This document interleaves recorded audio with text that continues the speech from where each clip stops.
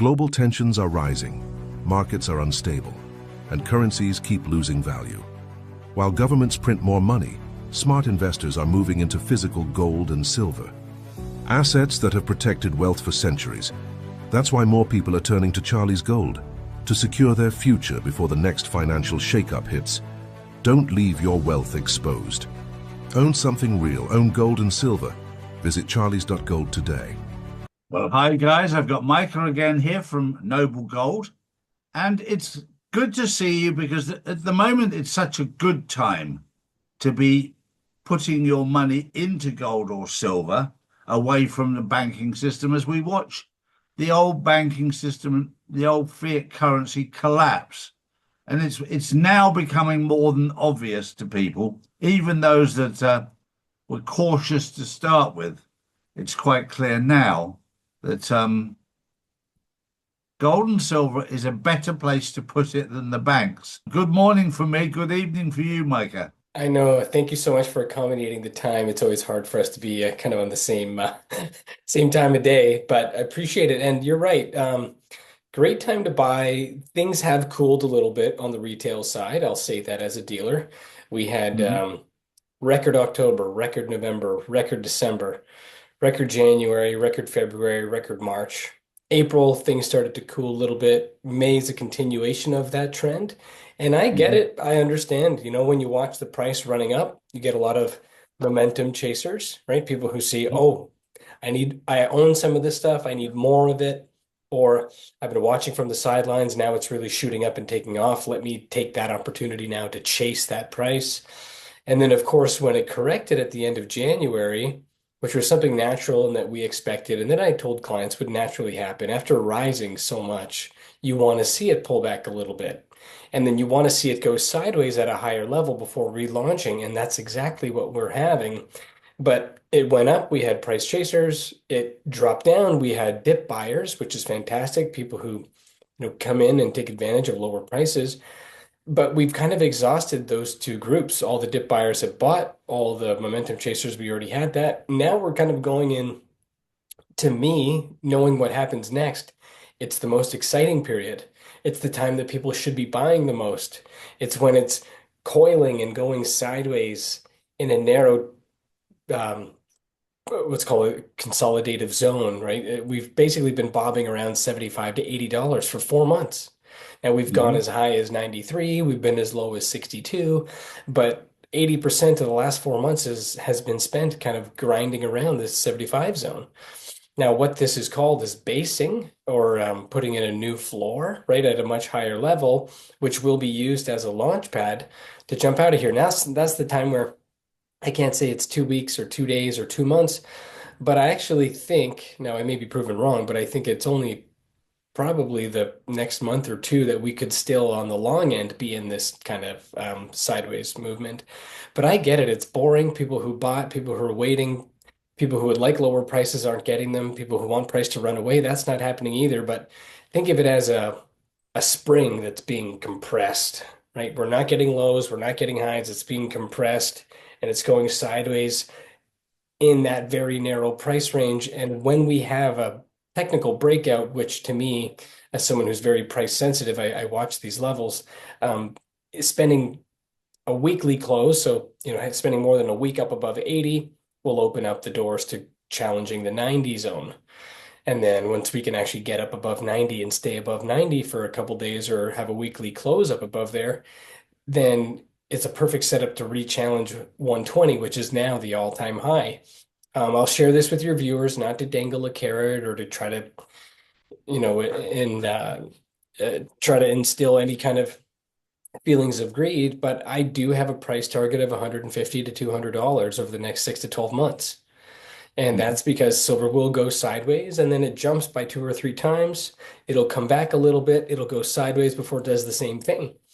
We saw that when it went from 11 to 30 back in 2020, and then it went sideways in the mid to low 20s for 5 years.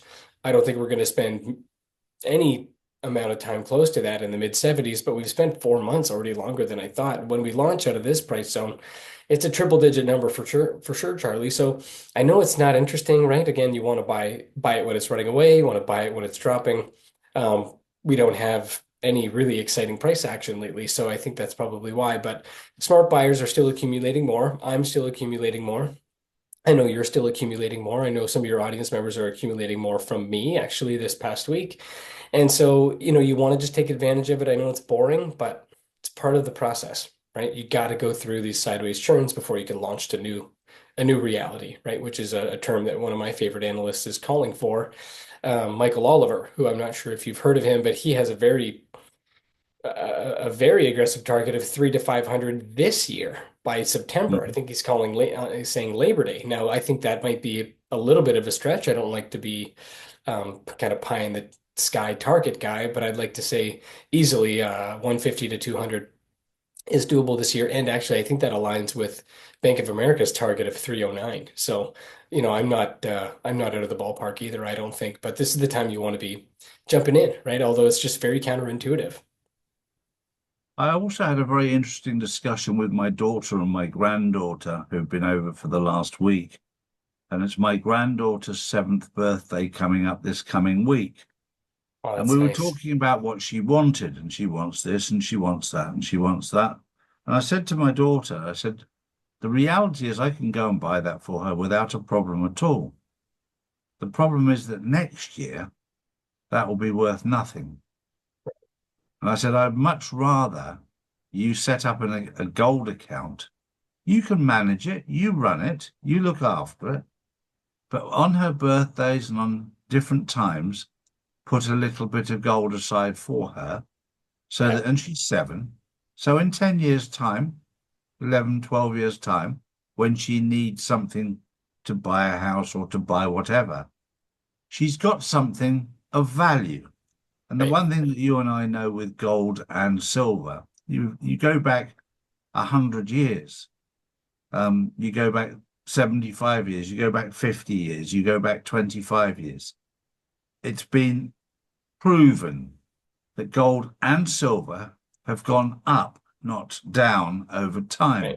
There will That's always right. be ups and downs, a little, as I call it, micromanagement, where one day it's up, next day it's down. Yep. Um, but the reality is that over time, you're better off buying gold and silver than leaving it in a bank, or there's many other things that I would advise against doing over against having something stable. There's only one little problem that I found out the other day with owning gold and silver, and I've got a significant amount of gold. I spoke to one of my banks. In fact, I spoke to 3 of my banks, and I said, I currently have X amount of gold in custody and physical gold that is allocated. And I wanted to know if I could use that to derive an income from without liquidating. And they said, not at this current time. It's something we're looking at. I said, well, it's Mhm. interesting you're looking at it because you've been doing it for a long time as a Right. bank. And now with ISO 22022, you've been forced to make sure that you're backing your position. So you're now having to have Right. assets within the banking system to give you stability. Right. So Yeah, why can't that's you extend that to me? And of course, at the moment they haven't, but it's a very interesting door to open. Sorry, Micah. no, that's an interesting question that I've actually had a few times myself as well. People would like to be able to have a yield on their gold. Unfortunately, that's Yeah. one of the things it doesn't do. Government bonds, I don't want to own them right now, but that's where you get interest paid to you every year. You could own corporate bonds or junk bonds or any kind of CD that pays an interest. Now, it should pay to hold gold. Now, it does, in my opinion. Obviously, we've seen a very large price appreciation. That is what you're after. When it comes to the commodity, you're holding it knowing that it protects you from the devaluation of currency. It insulates you from the fragility of the banking system, but ultimately you hold that form of your wealth in a format that's outside of all of those things, outside of all counterparty risk, outside of any kind of ability to be manipulated or any liability. But we should be able to earn for holding the premier asset like the banks do. Now, I have heard of initiatives to do this where you can earn yield in gold. I still think that some of these are a little bit more of like novelties than actually tested models because you have to figure if you're earning some kind of yield, you're lending it out or or it's Hmm. being leased to some extent to maybe a jeweler or a business or a financial entity. And I don't want to have any kind of encumbrance on my metal. And so Hmm. it would be nice to be paid a yield, but I know coming into it that's not actually the function Hmm. or the form that I hold. That's not going to produce that kind of outcome, and I know that. So, Hmm. obviously, people who live on fixed income, there are other ways. I would say my clients that have put sizable amounts into gold and silver, they've far outpaced the type of income that they're taking out of their precious metals IRAs. They are selling metal to withdraw the cash to do that, but the growth of their gold and silver IRAs have Hmm. outstripped the growth of their stock portfolios, of their annuities, of their CDs, of any kind of fixed income instrument. Gold and silver are, you know, beating the socks off of all that stuff, and they will continue to for many, many years because we have so much stuff going on, right? Interesting that you note though about your granddaughter, and she's right in between my two oldest daughters. So I have a 2, 6, and 8 year old. Um, Hmm. they have over the years from me received many, many ounces of silver and gold Hmm. as gifts, and I have to tell you that it just they won't appreciate it until they're older. They absolutely are like, Hmm. oh, no, not another one of these shiny, shiny things Hmm. they keep in their little jewelry box with all their other Hmm. ounces. Um, but you're so right about the history behind it. Obviously, culturally in the West, we don't have a like kind of a historical appreciation or relationship with the metals. But we were talking before we hit record today. Obviously, in the East, that's different. You get it for weddings, you get it for birthdays. You gift gold and silver as a long-standing gift that increases in value over time. Um, I think we'll get there. We're just Hmm. still so far removed from that, right? We're 50 years outside of a gold standard, Charlie, right? Hmm. More than that, Yeah. 50 something. So, prior to coming off, I think people viewed gold and silver as money, kind of as an interchangeable, right? Like you can go to the gold window and $34 gets you an ounce of gold, or 34 or an ounce of gold gets you $34 cash. You can make change.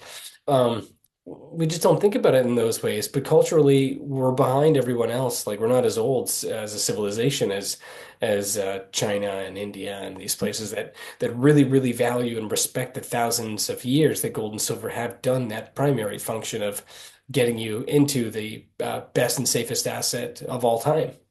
Hmm. Um, but like I said, are headed in that direction. They're headed in the right direction. It's just, most people won't do something to protect themselves until you've had some kind of event or crisis, right? And I think on our last episode, we talked about all the makings of the next crisis. You've got high energy prices, you've got insane amounts of national debt, you've got yields on long-term government bonds shooting up like crazy because of inflation expectations because of the war and high oil prices. And that's making credit a lot more expensive, whether it's a credit card or a car loan or a mortgage or a commercial line of credit or anything debt based is based on long-term bond yields.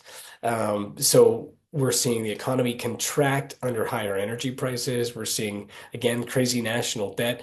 And unfortunately, this isn't the case in just the US. It's really all over the world. Bond yields are blowing out everywhere. The UK, Japan, the US, of course. China's the only place where they're going down, but it does not bode well for just the state of the economy in general. And, I'm not a pessimist. I hope for the worst or sorry, plan for the worst, hope for the best. But I just don't feel very good about all the things that are aligning right now. It's an alignment of the stars that's quite negative, honestly. Most expensive stock market, most expensive real estate market, highest yields in years, the most amount of debt, consumer sentiments in the gutter. I don't see how any of this gets any better. No, But I don't know. well, Yeah, go ahead. this is all part of the exposure, and it's very important that people see it. I remember being told 7 years ago, Charlie, you can't tell the people, they have to see it. And you're Yeah. absolutely right. We're seeing an incredible time in history where property prices are on crazy high. I mean, the price of property. I looked at a house the other day, and yes, it's a nice house. Yes, it's a nice location. Yes, it's a nice plot. But the price realistically is 4 or 5 times what it should actually be. Yes, it's a secure area, but nowadays to have to pay that amount of money to live in a secure area, um, Yeah. why has the world become so unsafe? It's become unsafe because the people who run it have run it into the ground. And when On you, as a purpose. government, steal from people, the people, by definition, think it's okay to steal because the Right. government's doing it to them. It's a Yeah. psychological thing. And it's very much both Michael and myself have made the same decision in life, the same choice, that we are going to be responsible ourselves for our wives and our families and our future. We're not Hmm. leaving it to chance. We're not leaving it to other people. And I would urge everyone to have a small amount of physical gold and silver at their disposal, under their control, maybe at their house or wherever or nearby. And then I would keep the bulk of it in a secure warehouse that, yes, you have to pay for a small amount, but to have it insured, allocated, and physical is very important. Because there was one particular bank who said to me, yes, what we can do is give you a loan and use that as security, but we'd have to change your physical gold for paper gold. No, and that's not going to happen. I'm not going to change physical metal for paper. That's That's right. the old way. And this is where common sense kicks in. And I was just testing and feeling the water for my audience and for the world to see what was available. Not that I need to borrow money, I don't. It's something that I was interested in because there are many people that do. But it was interesting their reaction. Yes, if you change physical for paper, then we can use that paper as leverage. And I was like, for a loan. And this just shows how corrupt the banking system is. The whole Right. system is corrupt. Yeah. But if you want to be ahead of the game, I would encourage every one of you to own physical gold, physical silver, have a small amount in your own possession, but have, as it grows, make sure it's secure and don't tell people what you've got and where you live.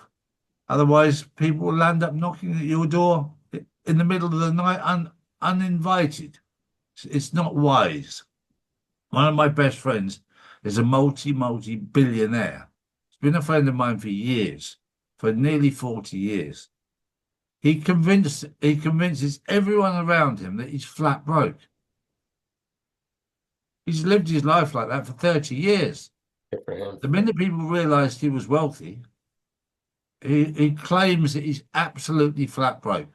And even to this day, he's in his 80s. He's still claiming to be absolutely broke. And yet he's a billionaire. Right. Smart man, that's right. Not living beyond your means, having some as having an emergency fund of cash, having an emergency fund of metal. I live by that exact setup, Charlie. So most of my wife and I, we, as U.S. citizens, we have IRAs, we had 401ks, we've amassed retirement accounts that we moved into our Noble Gold program where we have it vaulted. It's segregated, which is a little different than allocated, but it means that you have essentially a safety deposit box. And that Mm-hmm, is your IRA, and it holds the metal that you buy. And we audit it and we photograph it, and you can go there and touch it, and you can pull it out at any time. It's a flat rate. It's $160 a year through the IRA program, which is nothing because it's mm-hmm, normally a basis point calculation. The more you hold, the more you pay. And as it goes up, you pay more as well. So it's still worth it, but we have a really awesome structure. But I have always kept a lot of metal here. And mm-hmm, a lot is relative, like it's not to some, but it's enough for me. Now, again, 80% of it's in my vaulted account, my wife and I's IRAs combined, but at home, I always keep some. Now, I've mm-hmm, paid painters, I've paid different contractors, I've paid my hunting guides in gold and silver, and they love it. They love it because it was, the last big hunting trip that I went on. I told the guide, and at the time, I think we had $1,800 gold. So I said, hey, $1,800 gold coin or 2,000 cash, your choice. You take what you want, no judgment here. Of course, we spent the whole week talking about gold and stuff while we're riding on horseback and stuff like that. And By the end of it, of course, he took the gold, but it's worth 4,500 now. That's only 2.5 years ago, Hmm. right? The only tip he's probably ever received that's more than doubled in price in just a couple of years. So I'm sure that he has that tucked away in a gun safe somewhere as well. But it's kind of to your point. They do their role, they protect you. And yeah, I think it's just a part of protecting yourself for, there's a lot of chatter right now. I'm sure you're hearing a lot of it on your channel about the gold or a financial reset, a great reset, a gold revaluation. It's not something that I spend a lot of time talking about only because it's basically going to be a let's wait and see kind of thing, but we're getting pretty close and maybe it's a good time to kind of bring that up and to just touch on it here quickly, Charlie, is a lot of this rumbling and speculation is that on the 4th of July of this year, which is a significant milestone here in the US, it's the 250th anniversary of independence. Not an anniversary that you want to squander, right? Because you're waiting 25 or 50 years for the next big one. And of course, Trump either way won't be in office. So a lot of what's being discussed behind the scenes, and I've seen evidence, I think, in financial markets, you're seeing some really big, I'm talking multi-million dollar, 10 plus $100 million bets being made about $20,000 gold and $900 silver later this year. Hmm. The idea is that, like we've seen from this administration over the course of, their 2-year tenure, is they are actually making big bets on insider information, whether it's on tech stock or semiconductors or this or that. And I don't think that's fair. I think that's obviously a huge sign of corruption. But the idea is that we're going back to some form of gold standard in time for the 250th anniversary. There will be a gold revaluation that essentially puts a bunch of free money in the government's coffers because we hold the most gold on paper of any country. It's 8,100 tons. Um, Hmm. Now, whether it's all actually in Fort Knox or not, we'll find out. But at 8,100 tons, every $4,000 that we reprice gold by, it actually generates cash for an account that the Treasury holds called the gold revaluation account. And the idea behind that is the Treasury still accounts for all that 8,100 tons at the old 1974 price of $42 an ounce. Well, it's Hmm. not 42, it's 4,500. So Hmm. if they revalue even just market to market, they'd get more than $1 trillion in cash. Now they are $37 trillion in debt, so that's not going to make a very big dent. But the idea is they, you know, could put a 20, 30, 40, $50,000 gold price on gold, and then they'd be able to really cut the debt down at that point. They'd be able to chop it in half. Some Hmm. people are suggesting you need $140,000 per ounce gold. And if they did that, they could wipe the debt out overnight, right? And so Hmm. thematically, we've seen Trump with his gold tie here and there. We've heard him talk about entering a new golden era, the golden age of America. And, again, it's a bit of a stretch. We haven't talked about it, and I don't often, but a lot of channels I go on, they want to proactively ask me about this stuff. And I say, hey, look, it's a bit of a dice roll, right? We don't know if it's going to happen that way. Um, I myself doubt if we will proactively shift to a new gold standard. I think what happens first is we'll have a big recession, we'll have even a depression globally, and a global crisis, kind of like COVID slash 2008, right? Kind of a combination between the two. And I think that sets the stage for money printing from all governments like we've never seen. And then I think Hmm. after that, they wreck fiats permanently and indefinitely we switch away from paper-backed monetary systems. They will now all be gold-backed systems. So my view is that we'll get to the same destination, 20, 30, 40, $50,000 gold, whatever it is, $1,000 silver, but it'll only happen after the next big printing cycle of money in the next crisis. But it's going to be June next week. It's the 28th that we're speaking here today, Charlie, and 4th of July is only 5 weeks away, 6 weeks away, not even. So it's not long to wait to see what happens. I'm crossing my fingers. I can't do anything differently, right? If it happens my way in several years, or if it happens this year in a proactive manner, I have no doubt we're going to those types of gold and silver prices, but I'm all set, right? I can't do anything else. If it happens by surprise or if it happens slowly but surely, but most people are still not prepared. That's the point. I guess I'm trying to make is it could be a very spicy year. We could see some crazy, and again, that's sort of backed by who would bet tens of millions of dollars On a $20,000 gold price, which seems like such a stretch, but these contracts and that price call is set for like end of year this year. So do we get there Well, naturally? I, Do we I get know a there? little bit more than most people on this specific subject, I know you and, do. and we're 100% moving, not not 100% to a gold backed, but to an asset backed. America will go to gold backed, but countries like Zimbabwe will go to diamond backed, and there'll be certain countries that go to asset backed. But every Hmm. country will be asset backed, and that will happen in 2026 and 2027 combined. And this is very much also very much to do with personal frequency. For those people that are on a certain frequency, they will see it very clearly this year.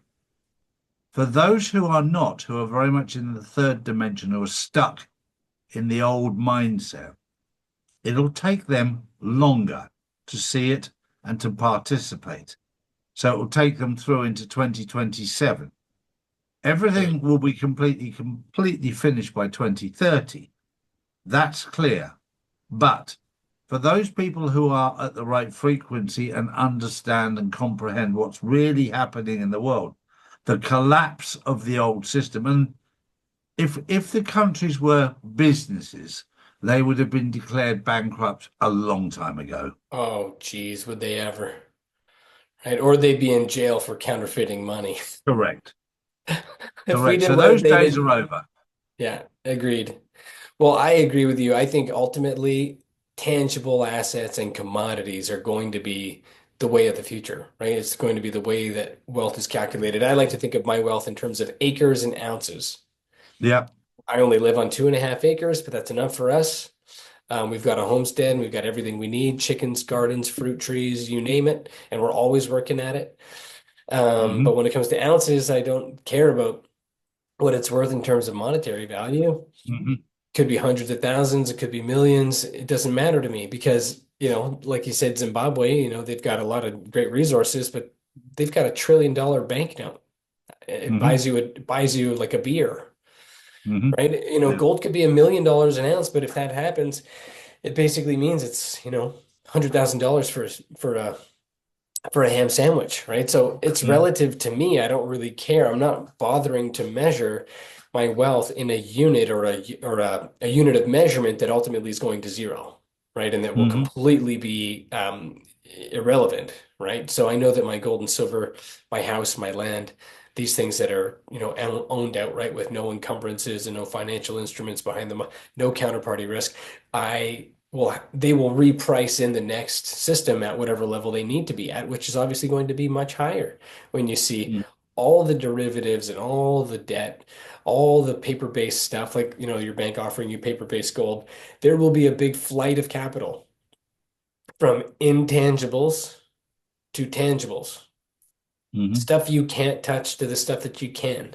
And that shift in reality or in consciousness that you're talking about will occur at a time, and it will just basically happen, I think, slowly, but Hmm. then boom, all of a sudden. And if you can't put your and that'll go for 401ks, right? Your Hmm. 401k, sure, I'm looking on the screen here and it's $500,000 or $250,000 or $50,000.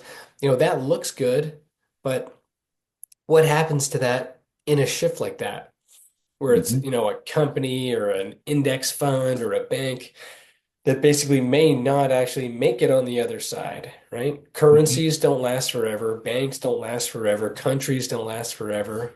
Although, seemingly they can, because our lifespan is very short in the grand scheme of things, right? So the things that last forever are gold and silver, other Hmm. commodities, other strategic physical assets. And so, obviously, I don't need to belabor the point. I've been doing this for a really, really long time. I'm very Hmm. passionate about educating people about taking the first step just to understand it. They don't have to make a move, right? Really appreciate you having me on. Is there anything you want to wrap up here with, Charlie? No, Any I little think probably one of the most important things is it does not matter what part of the world you're in. Because of the fact that I would urge most of you to keep it in a safe place, and of course, Noble Gold have those safe places. You don't need to have it always in your possession physically, as long as they've got it in their place, or we've got places in Europe as well, it's important to keep it safe. But I think that covers everything, and it's always a real pleasure to speak to you, Micah, because your energy and also your experience, having done exactly the same as I've done, is valuable, because this isn't financial advice. What this is experience, sharing experience that has benefited both of us and our families. But if you're interested, the link is down below. And once again, Micah, thank you very much for your time. Thank you, Charlie, and wish your granddaughter a happy 7th for me. It's a fun age. Cheers. See you next time. Protect your wealth before it's too late. While the world faces inflation, market crashes, and uncertainty, smart people are turning to real assets. With Charlie's Gold, you can invest in physical gold and silver, trusted wealth that has held value for generations. Don't wait until the next financial shock hits. Secure your future today with Charlie's Gold. Visit charlies.gold and start building real wealth now.